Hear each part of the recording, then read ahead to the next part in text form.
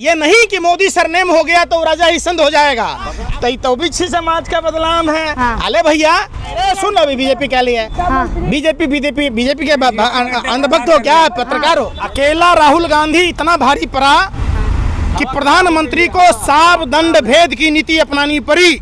गलती से गीले चावल में शक्कर क्या गिर गई, ये खीर समझ बैठे।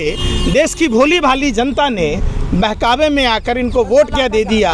ये देश को अपने बाप की जागीर समझ बैठे। तो हमको लोग जानते होंगे हम कितने बड़े दुर्दांत अपराधी थे। अब प्रभात गुप्ता हत्यारोपी है, उसका फाइल तो न खुल रहा। जिस जसोदाबेन के साथ इन्होंने अग्नि के 7 फेरे लिए, जिनके मांग में सिंदूर भरा, उसको आज तक नहीं अपना पाए।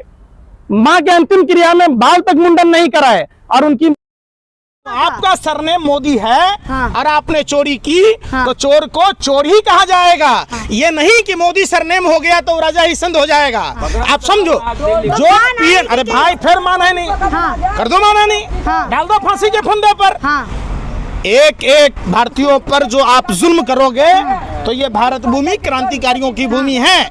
भारत का आज भी भगत सिंह जिंदा है, आज भी चंद्रशेखर आजाद जिंदा है। ये सवाल पूछेगा। आप हमसे एक बात बताइए, आप लोग पत्रकारिता, अरे भाई सुनो भाई, अरे भाई सुनो तो सही, नीरव मोदी देश, अरे भाई अरे सुन लो, बीजेपी क्या लिए बीजेपी के अंधभक्त हो क्या, पत्रकार हो? मैं क्या कह रहा हूँ, अरे भाई नीरव मोदी ने पीएनबी को लूटा या ना लूटा, इससे अच्छा नीरव मोदी ने जो पैसे लूटे, ललित मोदी ने जो पैसे लूटे, उससे मोदी समाज को क्या 1 रुपया दिया था? खेत खाए बकरी मार खाए जोला वाली बात कह रहे हैं आप। अरे भाई सुन रहे ओबीसी समाज, अरे भाई सुन लो ना। आपके दोस्तों ने पैसे खाए और आपको पार्टी फंड में चंदा दिया।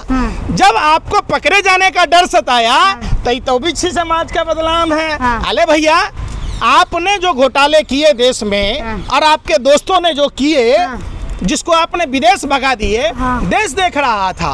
कोरोना काल में देश के मजदूर घर तक नहीं जा पा रहे थे, तो नीरव मोदी, मेहुल चौकसी, विजय माल्या लोग देश छोड़कर बाहर कैसे फुर्र हो गया? फिर मैं बता, मुद्दा नहीं, यही मुद्दा है। ये अब राहुल गांधी का करियर तो खत्म हो गया, 7 साल के लिए खत्म हो गया। आएंगी, कैसे लड़ेंगे चुनाव? अरे भाई उनका तो करियर खत्म हो गया। अरे भाई देश में संविधान है। सोचो कि बाबा साहब अम्बेडकर का संविधान नहीं होता, यही संविधान विरोधी लोग हैं। तो यही, अरे भाई सुन तो लीजिए, ये बाबा साहब अंबेडकर का पुतला जलाते थे, ये भारत के राष्ट्रीय ध्वज तिरंगा का अपमान करते थे, 55 सालों तक झंडा नहीं फहराते थे। ये लोग देश की आज़ादी के समय जब कांग्रेस के और तमाम देश के क्रांतिकारी देश की लड़ाई लड़ रहे थे आज़ादी के लिए, तो ये गोरे अंग्रेजों का साथ दे रहे थे। तो आप उनसे, ये तो है ही माफी वीर के लोग हैं। अब सवाल, जनता तो उन्हीं को चुन के लाई है ना, जनता को गलती हो गई 2 बार। इस बात का सजा दे रहे हो आप, ताली बजा रहे हो आप। गलती से गीले चावल में शक्कर क्या गिर गई, ये खीर समझ बैठे। देश की भोली भाली जनता ने बहकावे में आकर इनको वोट क्या दे दिया। ये देश को अपने बाप की जागीर समझ बैठे। आप बताओ ना, पंकज जी क्या लगता है अगर राहुल गांधी माफी मांग ले तो जो कुछ भी हो रहा है वो नहीं होगा? उन्होंने गलत कहा ही नहीं। जब गलत कहा नहीं तो माफी शब्द क्यों होता है?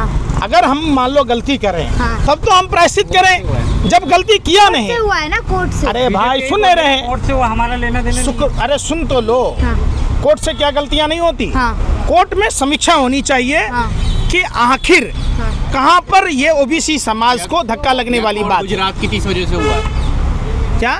कोर्ट गुजरात में 30 वजह से हुआ है? नहीं, जज के ट्रांसफर की वजह से हुआ है। निश्चित तौर पर एक साजिश षड्यंत्र के तहत हुआ है और इस पर इसकी जो शैली है उस पर पूरा भारत सवाल खड़ा कर रहा है, पूछता है भारत।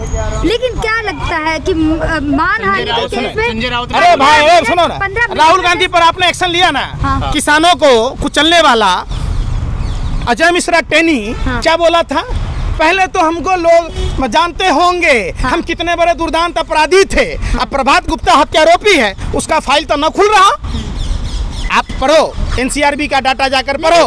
देश की पार्टियां समर्थन में आ गई। अरे भाई सुन रहे, भारतीय जनता पार्टी में कुकर्मी नेताओं का, आपराधिक नेताओं का पूरा समुद्र है।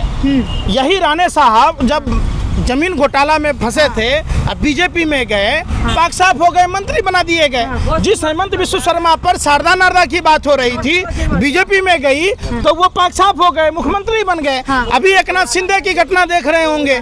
तो ये कहना कि आप उस पर उसका केस नहीं चल रहा, अजय मिश्रा टेनी के बारे में कुछ नहीं कह रहे, जो प्रभात गुप्ता का हत्यारा है, जिसका बेटा किसानों का हत्यारा है, जिसने कुचल दिया था किसानों को, देश के पालनहार अन्नदाता किसान भाइयों को कुचल दिया था, प्रधानमंत्री उस पर वक्तव्य नहीं देते, कानून मंत्री उस पर वक्तव्य नहीं देते, गृह मंत्री उस पर वक्तव्य नहीं देते। उसके लिए कोई कोर्ट नहीं है, कोई कचहरी नहीं है, उसके लिए कोई कानून व्यवस्था नहीं है। भारी पड़ा नहीं पड़ा, पूरा विपक्ष उसने जेल में कर दिया, और क्या चाहिए आपको? अकेला राहुल गांधी इतना भारी पड़ा कि प्रधानमंत्री को साव दंड भेद की नीति अपनानी पड़ी और राहुल गांधी जी को संसद की सदस्यता रद्द करवानी पड़ी। और अब समझो, लेकिन क्या लग रहा है आपको, सारे विपक्ष के नेता समर्थन में आ गए राहुल गांधी के समर्थन? निश्चित तौर पर सभी राजनीतिक दल को, केजरीवाल जी भी बोल रहे हैं राहुल गांधी के समर्थन में। गठबंधन करने के लिए भी तैयार है। अरे भाई सुन रहे, इस समय सभी देश के राजनीतिक पार्टियों को, आप समझो, सभी राजनीतिक दल के नेताओं को अपने राजनीतिक भावनाओं से ऊपर उठकर, ये है जनता का आक्रोश। देखिए, जबरदस्ती लोग बोलना चाह रहे और आप इन लोगों से सवाल ही नहीं पूछते। यही वो लोग हैं जो भाजपा को पसंद कर रहे हैं, कैसी बात देखिए, कर रहे हैं आप? आप क्या होता है, भारतीय जनता पार्टी ने जो 2014 में जो वादे किए थे, जो नारा लगाए थे, एक भी नारों पर ये कायम ना उतरे, जिस वजह से देश की इतनी दुर्गति हुई। देश का दुर्भाग्य है कि पूरे विश्व का सबसे कायर बुज़दिल प्रधानमंत्री, जो king of fraud Gautam Adani के ऊपर अडानी का औ नहीं बोलता है, और वो रावण, कौरव और कंस से भी ज्यादा अहंकारी प्रधानमंत्री, जो ये सोचता है कि हम दमन कर सत्य को छुपा देंगे, तो सत्य की एक बहुत बुरी आदत होती है, एक न एक दिन सामने निकल कर आ ही जाती आपको है। शर्म आ रही है तिलक लगा करके आप एक प्रधानमंत्री को, जो 140 करोड़ देश के जो लोग हैं उनके मुखिया है, उनको कायर बोल रहे हैं? कितने % वोट दिया था आदमी लोगों ने? 40%। अरे हमने वोट नहीं दिया। सुन लो पहले बात, प्रधानमंत्री पद की गरिमा अगर प्रधानमंत्री जी रखते तो हम प्रधानमंत्री पद का सम्मान करते हैं, लेकिन अरे पैरों में पैजाब पहन लो, घघरा चोली मुजरा गाओ ना, चौक चौराहों पर ज्यादा पैसा कमा लोगे, काहे ये सब काम करते हो? अच्छा, अगर वो प्रधानमंत्री पद की गरिमा को रखते, गौतम अडानी के फ्रॉड पर, जो king of fraud Gautam Adani का अगर जांच कमेटी बैठाते, जेपीसी का गठन करते, तो हम उनका बहुत तहे दिल से शुक्रिया अदा करते। चूंकि उन्होंने अडानी को बचाने के लिए प्रतिदिन नया नया प्रयोग करते हैं, नई नई मनोहर कहानियां गढ़ते हैं, चंपक भरते हैं, तो हम उसका विरोध करते हैं। आप कह रहे हैं अहंकारी प्रधानमंत्री, अगर अहंकार होता तो दिन रात एक करके भारत के लिए काम करते, और प्लस जो कानून था, कानून उन्होंने वापस लिया था ना, अगर अहंकार होता तो वापस कैसे लेते कानून? कितने दिन में टूटा अहंकार? अरे भाई, कितने दिन में कानून वापस लिया? 1 साल के अंदर ये लिया। 1 साल में कितने किसान शहीद हो गए? वो सुन, अरे सुन, 700 से अधिक है, बेशर्मो, आंकड़े छुपा रहे हो हैं?